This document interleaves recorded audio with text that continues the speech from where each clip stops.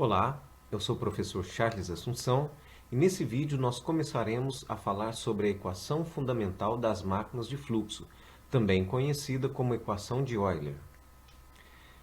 A equação fundamental descreve a quantidade de energia que é transferida para o fluido, do rotor para o fluido ou do fluido para o rotor.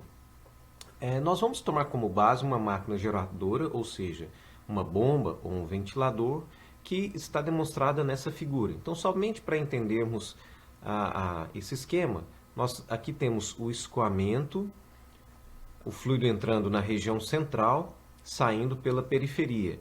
Essa região aqui é o rotor, nós temos aqui o disco dianteiro, então é um rotor fechado. Nós temos aqui o disco traseiro, o eixo, essa aqui é a carcaça da estrutura bocal de entrada. Então o fluido entra no rotor, o rotor está em movimento ao entorno deste eixo e sai pela periferia, sendo direcionado a essa região aqui, por onde ele vai deixar a máquina. Aqui nós temos a projeção do bordo de entrada da pá sobre o plano meridiano. Essa aqui é a projeção do rotor, da pá de entrada do rotor. E aqui nós temos a projeção do bordo de saída da pá no plano meridiano. É onde nós definimos aquele triângulo de velocidades. E pela convenção de Betz, nós temos os pontos 3 e 4, que são respectivamente o ponto anterior ao bordo de entrada e o ponto posterior ao bordo de entrada, e também os pontos 5 e 6, que são respectivamente a posição anterior à saída e o ponto posterior à saída do rotor. E a gente vai desenvolver para a equação de Euler para a máquina geradora, mas o raciocínio é exatamente o mesmo para uma máquina motora, com os sinais trocados, uma vez que o fluido numa máquina motora entraria na região periférica e sairia pela região central. Para desenvolver essa equação, uma vez que a gente vai lançar mão dos conceitos e dos preceitos da equação de Bernoulli, nós vamos considerar que essa máquina se comporta de forma ideal. E, além disso, vamos considerar o escoamento unidimensional, ou seja, o escoamento segue linhas de correntes paralelas, como já foi comentado em vídeos anteriores, e essas linhas são paralelas às pás do motor. O escoamento é sem atrito, ou seja, não existe efeito viscoso, não existe perda de energia. O fluxo de massa é constante, em regime permanente. Vejam que essas restrições, ou essas considerações, são exatamente aquelas que se aplicam à equação de Bernoulli. E, adicionalmente, nós vamos considerar um número infinito de pás, que com isso nós desprezamos também a espessura da pá. Então é como se as pás tivessem uma espessura infinitesimal, de forma que elas não interferissem na área de escoamento. E mais à frente nós estudaremos o efeito dessas pás na equação. Então a gente vai partir desses princípios para desenvolver a equação da energia. E se a gente lembrar da equação de Bernoulli, a energia ou a carga que o fluido possui, ela se manifesta de três formas: energia em forma de pressão, energia em forma de velocidade ou energia cinética e energia potencial gravitacional. Para o caso específico de máquinas de fluxo, nós vamos desprezar a variação de energia potencial, uma vez que, por grandes que essas máquinas sejam, a variação de energia potencial, se comparada à variação de energia cinética ou até mesmo a variação de energia em forma de pressão, ela é desprezível. Então, portanto, nós vamos desprezar a variação da energia potencial gravitacional e vamos considerar apenas a variação em forma da energia de pressão e a variação devido à energia cinética. Dito isso, a gente pode expressar então a energia fundamental, ou a energia de Euler, como o somatório entre uma energia devido à pressão estática, mais, que é aquela parcela da equação de Bernoulli, mais a parcela devido à variação da energia cinética.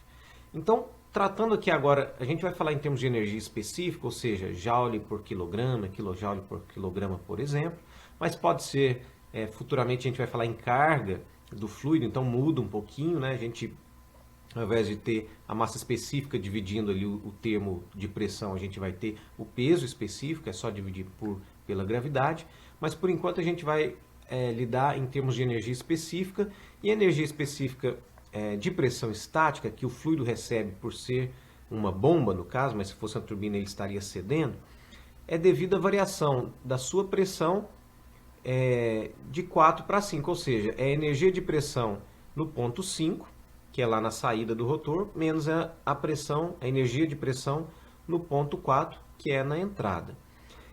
Essa variação de pressão, a gente vai considerar que ela ocorre devido a dois efeitos. De fato, ela ocorre devido a dois efeitos, mas a gente vai como que desmembrar esses dois efeitos como se eles ocorressem de forma independente, o que não acontece. Naturalmente, eles acontecem simultaneamente, mas só para facilitar a compreensão dos fenômenos, nós vamos separar em duas parcelas para facilitar um pouco. Então, essa variação de pressão, ela ocorre, primeiro aqui esse termo, devido à variação da energia tangencial. Se a gente pensar que a energia tangencial, que é a rotação vezes o raio, no ponto 5 é maior do que no ponto 4, como o fluido está sendo expulso do centro para a periferia, existe, na verdade, uma força centrífuga que está empurrando esse fluido.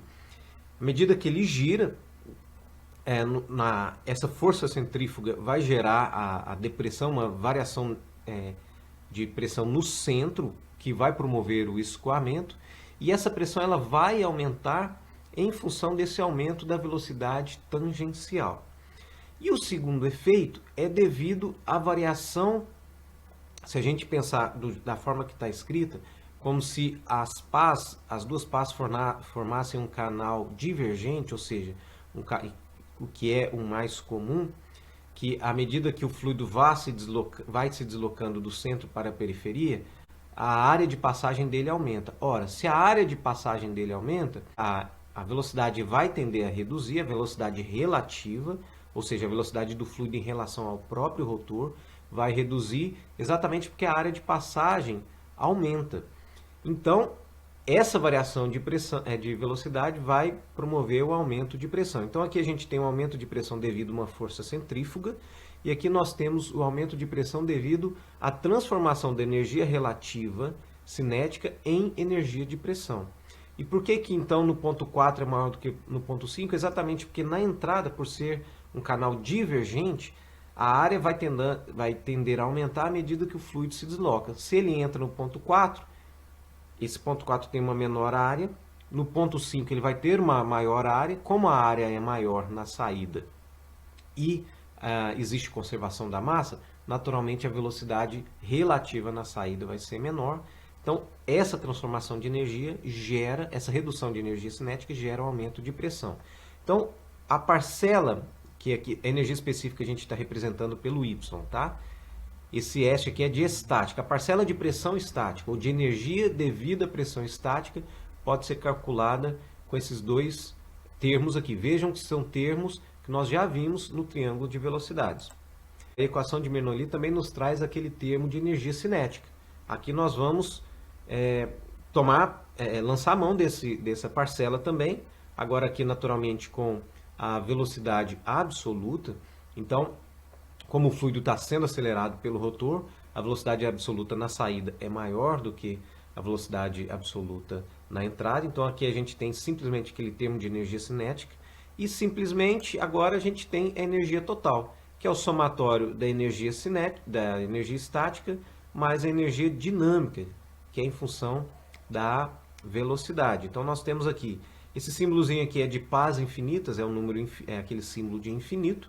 Então a energia específica total, considerando um número infinito de pás, é igual a energia estática mais a energia dinâmica. Energia estática, esses dois termos aqui que nós vimos, mais energia dinâmica, esse termo aqui que nós vimos. Se nós trabalharmos aqui a trigonometria do triângulo de velocidades, tanto na entrada quanto na saída, e reorganizarmos esses termos, o que eu não vou fazer aqui para não gastar muito tempo, mas relembrando que esse conteúdo é o capítulo 3 do livro Máquinas de Fluido, do professor Rehm. Então, se você tiver um pouquinho de dúvidas ou quiser praticar esse desenvolvimento é só consultar lá o capítulo 3. Se tiver dúvidas, pode entrar em contato. Eu só não vou fazer aqui para não gastar muito tempo. Reorganizando os termos, a gente chega nessa equação simples, vejam só.